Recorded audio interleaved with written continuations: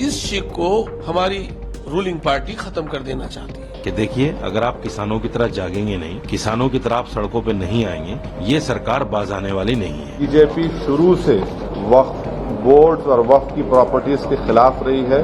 Bharatiya Janata party वक्फ की संपत्तियों को निजी हाथों में देना चाहती है। मोदी सरकार वक्फ बोर्ड में बड़े बदलाव की तैयारी में है। इसके लिए संसद के मौजूदा सत्र में ही बिल पेश हो सकता है। अटकलें लगाई जा रही है कि कल ही संसद में बिल पेश किया जा सकता है।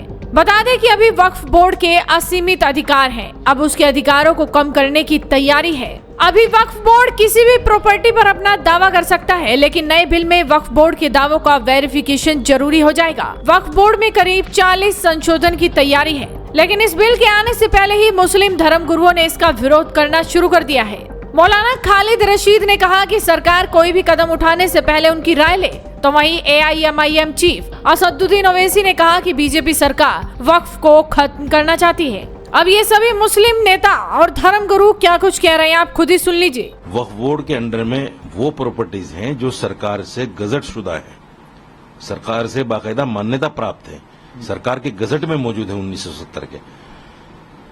दिक्कत क्या है, मुसलमान खामोश है, मुसलमान आवाज नहीं उठा रहा है। इनको डर ये है कि जिस दिन मुसलमान जाग गया और मुसलमान ने अपनी प्रॉपर्टी सरकारों से वापस लेना शुरू कर दी तो सरकारों का क्या होगा। इसलिए ये इस तरह की बातें करते हैं। इसमें दो चीजें और मैं ऐड करना चाह रहा हूं। एक तो ये कि जब से सरकार बनी है 10 साल हो गए, ये तीसरा टर्म शुरू हो गया, सिर्फ मुसलमानों के लिए बिल आ रहे हैं।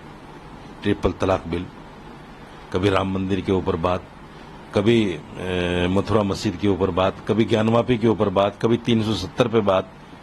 कभी इस सरकार ने महंगाई पर बात नहीं की। अभी बजट पेश हुआ हाल ही में, महंगाई को रोकने के लिए कोई कदम नहीं उठा रहे हैं। लोगों के रोजगार इन्होंने छीन लिए। चौथी और आखिरी बात यह है, मैं मुसलमानों से अपील करना चाहता हूं कि देखिए, अगर आप किसानों की तरह जागेंगे नहीं, किसानों की तरह आप सड़कों पर नहीं आएंगे, संवैधानिक तरीके से बगैर किसी को नुकसान पहुंचाए जब तक आप सड़कों पे नहीं आएंगे, ये सरकार बाज आने वाली नहीं है। बहुत खामोश रह गए, अब खामोश रहने से काम नहीं चलेगा। अब मुसलमानों को सड़कों पे आना पड़ेगा, लेकिन संवैधानिक तरीके से कोई सरकार की संपत्ति को या प्राइवेट संपत्ति को नुकसान ना पहुंचाए। और सड़कों पे आकर जिस तरह से किसानों ने 700 लोगों ने शहीद होकर तीनों बिल वापस करा लिए, इसी तरह मुसलमानों को भी शहादत देनी पड़ेगी, तब जाके इस सरकार से छुटकारा मिलेगा। मोदी हुकूमत वक्फ बोर्ड की ऑटोनॉमी को छीनना चाहती है और वो इंटरफेयर करना चाहती है वाकिफ के मंशे के खिलाफ कि किस तरह से उस वक्फ की प्रॉपर्टी को चलाया जाए। और ये खुद फ्रीडम ऑफ रिलीजन के खिलाफ है, नंबर 1।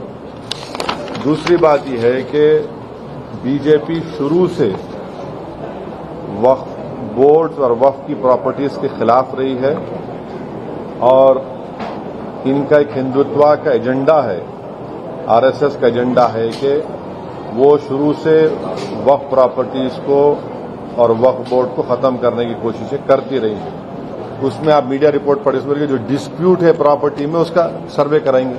आप कौन होते हैं भाई? डिस्प्यूट है तो जुडिशरी डिसाइड करेंगे। आप कौन होते करने वाले उसको? आप होते कौन? आप पॉलिटिकल एग्जीक्यूटिव डिस्प्यूट के नाम पे इंक्वायरी कराएंगे, वो तो जुडिशरी करना चाहिए। मकसद एक ही है कि वक्फ प्रॉपर्टीज को मुसलमानों से छीन लिया जाए। ये इनका जो शुरू से आरएसएस कोशिश कर रही है, इनका आरएसएस बोलती आ रही 70 साल से, बीजेपी उससे पहले जनसंघ बोलती आ रही है। तो ये तो डायरेक्ट सोचना पड़ेगा, ये जो अलाइज है बीजेपी के, क्या वो मुसलमानों के वक्फ प्रॉपर्टीज को छीनना चाहेंगे? जो पॉलिटिकल पार्टीज बीजेपी को सपोर्ट कर रही है, इनको सोचना चाहिए क्या होगा बिहार में। इमारत शरिया की जो जायदादें छीन लेंगे क्या आप? आंध्र प्रदेश में वक्फ प्रॉपर्टीज है, क्या करेंगे? छीन लेंगे क्या आप उन लोगों को? ये तो उनको सोचना चाहिए, लोग जो सपोर्ट कर रहे हैं बीजेपी को। इस शिक को हमारी रूलिंग पार्टी खत्म कर देना चाहती है और ये भ्रम फैलाया जा रहा है, ये मिसगाइड किया जा रहा है कि ये तोलकी फरमान निकाल के जिस जगह को चाहते हैं उसको वक्फ का कहने लगते हैं। ऐसा हो ही नहीं सकता शरीयत के हिसाब से।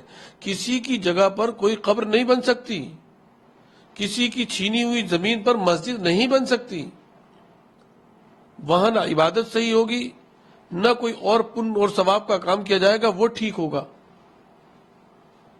लेकिन इस तरह से जो है नैरेटिव बनाया जा रहा है, जबकि वक्फ कमिश्नर तय करता है, ये उस गाइडलाइन के मुताबिक तय करता है जो गाइडलाइन वक्फ एक्ट में है कि कौन सी जगह को। लेकिन जब सरकारें अपनी मनमानी पर आती हैं और अपने शपथ का ख्याल नहीं रखते उनको चलाने वाले लोग, तो रातों रात सैकड़ों साल के पुराने मज़ारात उड़ा दिए जाते हैं, मस्जिदें सफ़ाई हस्ती से मिटा दी जाती हैं। ये तब होता है जब इंसान ताकत के नशे में आकर के ऊपर वाले से लड़ने का इरादा कर लेता है, क्योंकि ये तो ऊपर वाले की चीजें हैं, ये तो ऊपर वाले की चीजें हैं। इसका मालिक वो है जिसके नाम पर वो छोड़ दी गई है। और जब आदमी ऊपर वाले से लड़ने लगता है, मालिक से लड़ने लगता है और अपनी शपथ को भूल जाता है, तो फिर वो पनपता नहीं है। उससे क्या होगा? देश, हमारे देश में वक़फ़ नहीं है। पूरी दुनिया में जहां जहां मुस्लिम कम्युनिटी आबाद है, वहां जहां मस्जिद है वो वक़फ़ है, जहां कोई अनार ताले किसी ने बनाया वो वक़फ़ है। अगर वहां भी ये खबरें जाएंगी तो हमारा सर झुकेगा, उठेगा नहीं। क्यों? कि आर्टिकल 13 के अकॉर्डिंग 30 में ये हमारे संविधान में लिखा हुआ है कि कोई भी फिरका अपने रंग, अपने उससे, अपनी सकाफत, अपने कल्चर से, अपनी तहजीब से, अपने धर्म के मुताबिक जिंदगी गुजार सकता है। मेरी गवर्नमेंट से यही अपील है कि इसमें बेसिकली किसी अमेंडमेंट की ज़रूरत नहीं है, और अगर किसी अमेंडमेंट की ज़रूरत गवर्नमेंट को महसूस हो रही है तो कम से कम जो स्टेक होल्डर्स हैं उनकी राय ज़रूर इनकॉर्पोरेट की जाए, उनकी राय ली जाए, और इस सिलसिले में उसी के बाद कोई कदम उठाया जाए जिससे कि किसी को कोई जहमत, तकलीफ और शिकायत ना हो। ये समाजवादी पार्टी समझती कि वो जो ड्राफ्ट है वो सामने आएगा तो उस पर प्रतिक्रिया जरूर देंगे, लेकिन जिस तरीके की बात सामने आ रही है, भारतीय जनता पार्टी की सरकार ने चुनाव से पहले वक्फ को समाप्त कर देने, भंग करने की बात कर रहे थे, अब वो संशोधन की बात कर रहे हैं। भारतीय जनता पार्टी वक्फ की संपत्तियों को निजी हाथों में देना चाहती है, अडानी और अंबानी को दे देना चाहती है, इसलिए वो रास्ता निकाल रहे हैं। लेकिन समाजवादी पार्टी तो पूछना चाहती है टीडीपी से, समाजवादी पार्टी पूछना चाहती है नीतीश कुमार जी से। टीडीपी तो कहती थी कि वो मस्जिदों के इमाम को वो सैलरी देंगे, जब वक्फ की संपत्ति नहीं रहेगी तो आप सैलरी कहां से देंगे? तो सवाल ये है कि भारतीय जनता पार्टी वो पीडीए के खिलाफ है। जिन लोगों ने भाजपा को वोट नहीं दिया उनके खिलाफ कैसे काम किया जाए, ये जो वक्फ में संशोधन का मामला, ये केवल पीडीए से बदला लेने का मामला है। फिलहाल देखना ये होगा कि ये बिल कब तक पेश किया जाता है, क्योंकि संसद में इसके पेश होने के बाद विरोध के स्वर जरूर उठेंगे, बाहर भी और अंदर भी। तो आप भी अपनी नजरें बनाए रखिए, साथ ही इस वीडियो को शेयर कीजिए और जुड़े रहिए हेडलाइंस इंडिया के साथ।